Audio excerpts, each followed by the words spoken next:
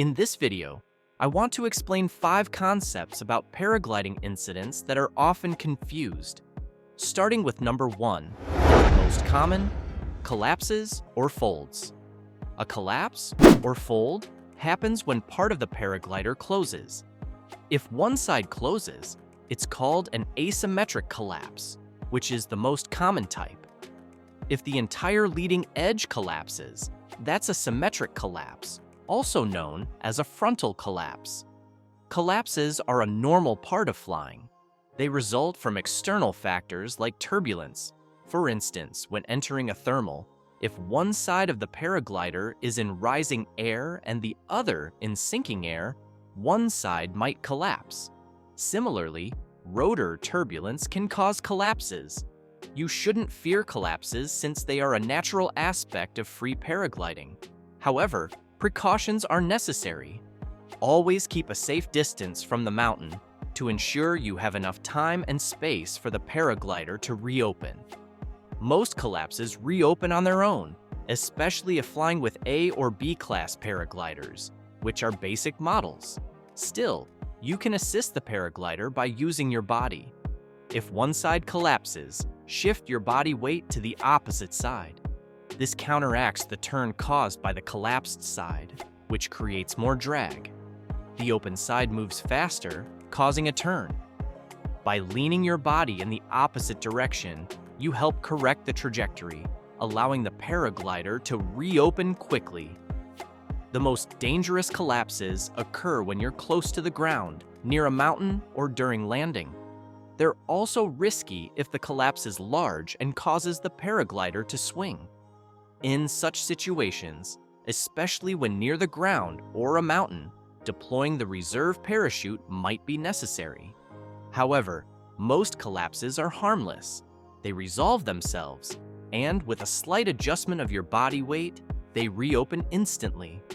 Older paragliders often had an issue where, after a collapse reopened, a small fold or ear would remain.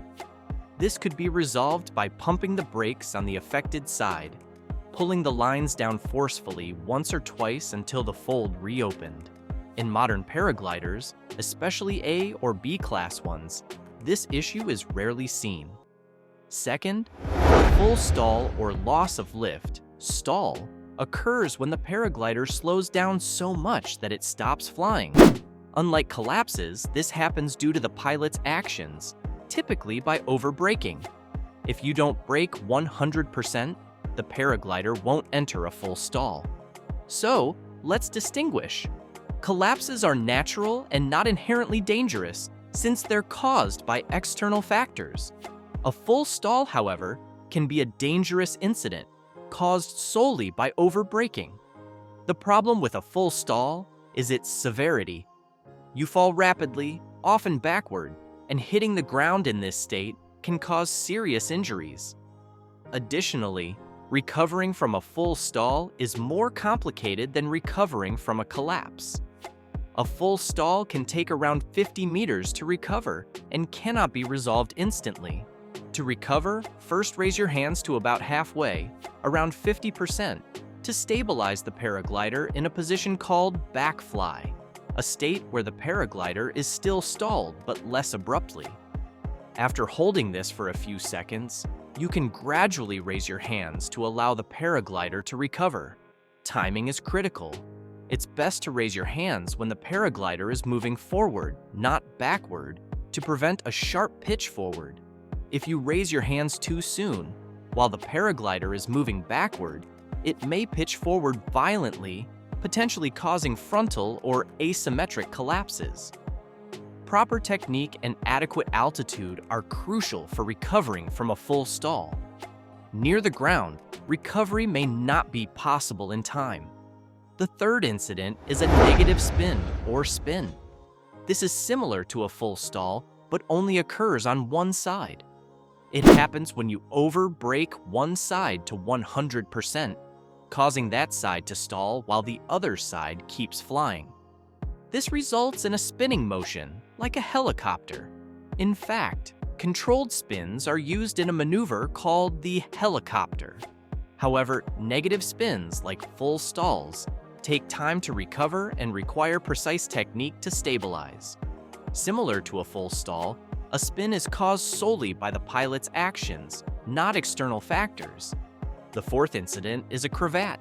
This happens when part of the paraglider's fabric, often near the stabilizers, becomes tangled in the lines. Cravats are not common, but can happen.